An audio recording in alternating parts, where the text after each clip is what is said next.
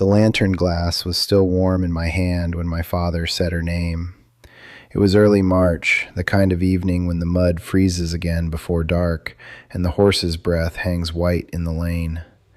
I had just come in from bedding the cows, with straw dust on my sleeves and my fingers stiff from the cold, and I remember hearing the clock tick above the kitchen shelf while he sat there with his hands folded. He did not ask what I wanted first. He only said, "Jonas, I have spoken with her father, and this is the path we believe is right." I was 19 years old enough to work a full day beside any man in the district, but not old enough to understand that a father can be carrying a fear he has never put into words. I thought he had chosen my wife for reasons of land, family standing, and obedience. That is what I believed for a long time. I learned his real reason much later, when there was no chance left to ask him why he had kept it from me. My name is Jonas.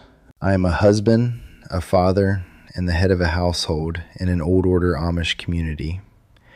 I tell these stories because many people see the outside of our life and think they understand the weight of it. But some things are only understood from inside the kitchen, after the horses are fed, when a man is left with a choice he did not expect. If this story brings something to your mind about family, duty, or a choice made for you before you understood it, I hope you will leave a comment and tell me what you think. At 19, I believed I knew more than I did. That is not a rare thing.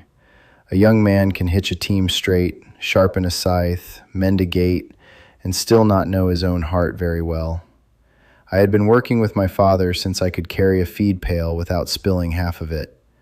By the time I was 16, I could handle the plowing team, keep simple accounts for hay we sold, and stand in the shop with the older men without feeling I had no place there. That kind of work puts strength in a boy's back, but it can also put pride in his mind. I thought being able to do a man's work meant I was ready for a man's life. Those are not the same thing. My father was not a soft man, but he was not cruel. He had a way of looking at a thing for a long time before speaking. When a wagon wheel cracked, he would turn it slowly, press his thumb along the grain, and say what needed to be done. When one of us children was foolish, he did not give many words. The silence was often worse than a scolding. He expected obedience, but he also carried responsibility like a coat he never took off. I did not see that clearly then.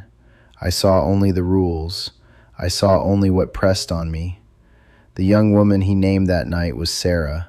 She was near my age, already baptized, steady in her work, known by everyone as quiet but not weak.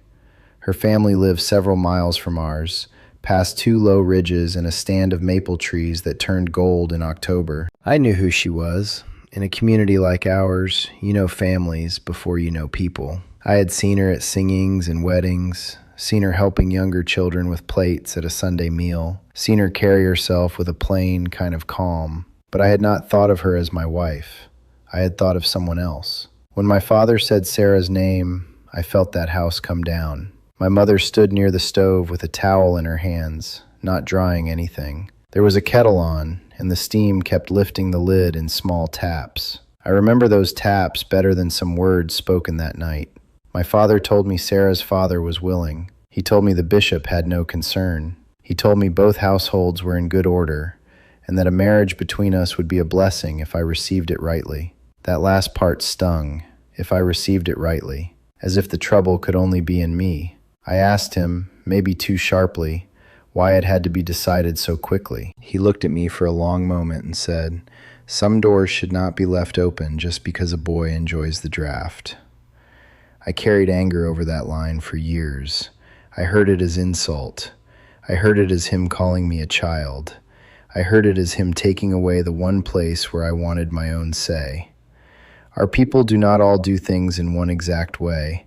Some marriages come after long, quiet understanding between 2 young people.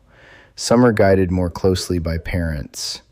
In my case, my father did not force me with a strap or with threats. But there are ways a father can set a thing before a son where the answer expected is already standing in the room. I could have resisted. I know that now. But at 19, with my mother at the stove, my father at the table, the bishop already aware, and Sarah's family already approached, it felt like a gate closed behind me. The first time I went to speak with Sarah after that, the lane to her family's place was wet and rutted. My boots sank nearly to the ankle when I stepped down from the buggy.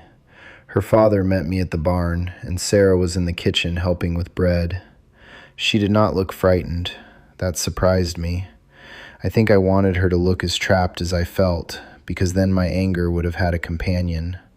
Instead, she looked at me straight for 1 second, then lowered her eyes and went on setting cups on the table. Her hands were flour-dusted. There was a burn mark on one finger from the cook stove. Later, we were given a few minutes on the porch, not alone in the way the outside world might think of alone, but far enough from the table that we could speak quietly. I told her I had not expected this. She said, "I know." That was all. Not cold, not offended, just plain. I asked if she had known before me. She said her mother had spoken to her 2 days earlier. She had cried, she told me, but only once. I did not know what to say to that. There was more strength in that answer than in all my restless anger. We married in late autumn. The morning was gray, with rain threatening but not falling. I remember standing there in my black suit, feeling as if everyone saw straight through me. Sarah stood beside me, steady as fence wire. When the words were spoken and our life together began, I did not feel joy the way people talk about joy. I felt weight. I felt duty. And under all of that, if I am honest, I felt resentment. Not toward Sarah as much as toward the shape of my life. That is a hard thing to bring into a marriage. Resentment does not always shout. Sometimes it sits at the table and says little. Sarah learned my silences before she learned my laughter. In the first year, we worked. That was the mercy of it. Work gives a young couple somewhere to put their hands when their hearts are unsure. We rose before 5. I milked, she strained and cooled. I hauled, she baked. I cut wood, she mended. We planted, we harvested. We went to church, we came home, we slept. A wife can feel when her husband is holding back some part of himself, as if she is the reason he lost it. Sarah felt that. I know she did. One evening, maybe 7 months after the wedding, I came in late from fixing a broken harness. Supper had been kept warm too long. The potatoes were dry at the edges. I sat down and said something foolish about the meal, not loud, but sharp enough. Sarah took the plate back without answering. A little later, she set it in front of me again with fresh gravy over it, and she said, "I did not choose this any more lightly than you did." Then she went back to the stove. That sentence struck harder than any scolding. I had been acting as if I was the only one who had surrendered something. I had been so busy nursing my own grievance that I had not wondered what obedience had cost her. That was the first crack in my anger. Years passed, the way years do, when a house fills with children and work. Marriage became less a thing chosen on one day and more a thing chosen in small ways, before breakfast, after arguments, during sickness, in lean months, in quiet hours when no one praises you for staying. I began to see Sarah not as the woman my father had chosen, but as the woman who kept choosing the life in front of us with a steadiness I had not earned. She had a way of placing her hand on the back of a chair when she was listening, as if steadying the whole room. I loved her before I admitted that I loved her. My father died when I was 31. It was a hard winter. He had been slowing down for nearly a year, though he would not name it. The last week, he stayed mostly in the front room, where the stove heat held better. I was there the evening before he passed. His breathing was shallow, and my mother sat beside him with her Bible closed in her lap. I wanted to ask him then. I wanted to ask why Sarah, why so fast, why me at 19. But the room was too full of ending, and I did not have the courage to put my old grievance in front of a dying man. So I said practical things. I asked if he was warm. I asked if he wanted water. He knew me well enough to know there was something else. He looked at me and said, "Your place is good." That was all he had strength for. I thought he meant the farm. I did not understand. After the funeral, men came and went for several days. About 3 weeks later, my mother asked me to help move a chest from the upstairs room. In it were papers, old account books, family records, and letters tied with string. I was looking for a deed when I found a small, folded note in my father's hand. It was not addressed to me. In it, he wrote about me. He wrote that I was a good worker but restless. He wrote that I had begun keeping company in my mind with a girl whose older brothers had already left the church and whose father was struggling in ways not everyone knew. He wrote that he feared I was drawn more to the feeling of being seen than to the making of a faithful home. Then he wrote one line that made me sit down on the edge of the bed. Sarah has patience enough to live with a man while he becomes one. I read that line 3 times. My first feeling was anger again, but not the old kind. It was the anger of being known too well. Then came shame, then something like sorrow. My father had not chosen Sarah because her family had good land, though they did. He had seen something in me I did not want seen. He had seen that I was not ready for the kind of affection that flatters a young man.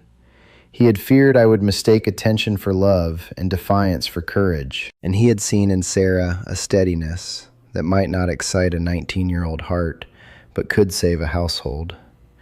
That is a heavy thing to learn after a man is buried. It does not make every part of it right.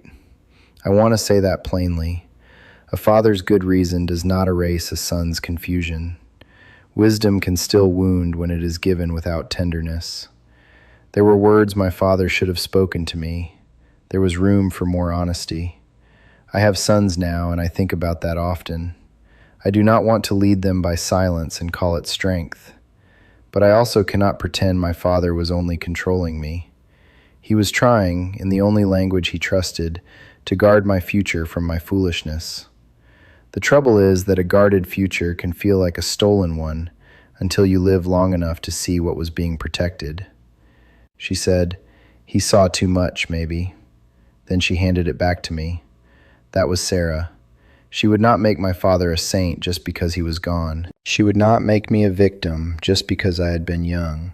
She left the truth standing where it belonged, with both mercy and weight on it. The life I have is not the one I thought I wanted at 19. It is better than that. Not easier.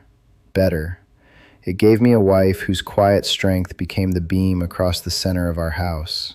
It gave me children who know their mother does not bend with every wind. It gave me years of being corrected not by speeches, but by faithfulness set in front of me day after day until I had to become worthy of it. The lesson I carry now is not that fathers should choose every path for their sons. I do not believe that. The lesson is that a young man does not always know which desire is leading him toward life and which one is only leading him toward himself.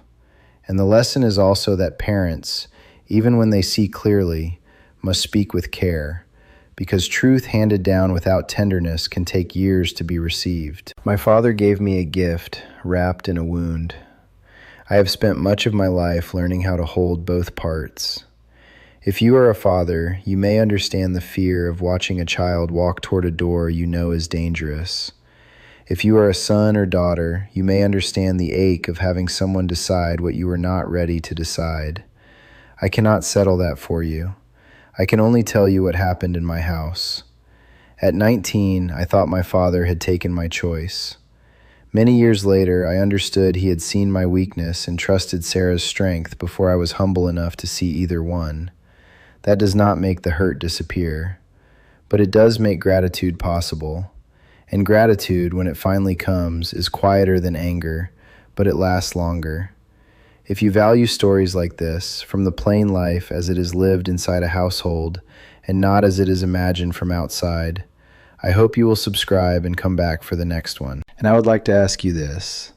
Have you ever understood a parent's decision only years after you resented it? Tell me below, because I think many of us carry a story like that longer than we admit.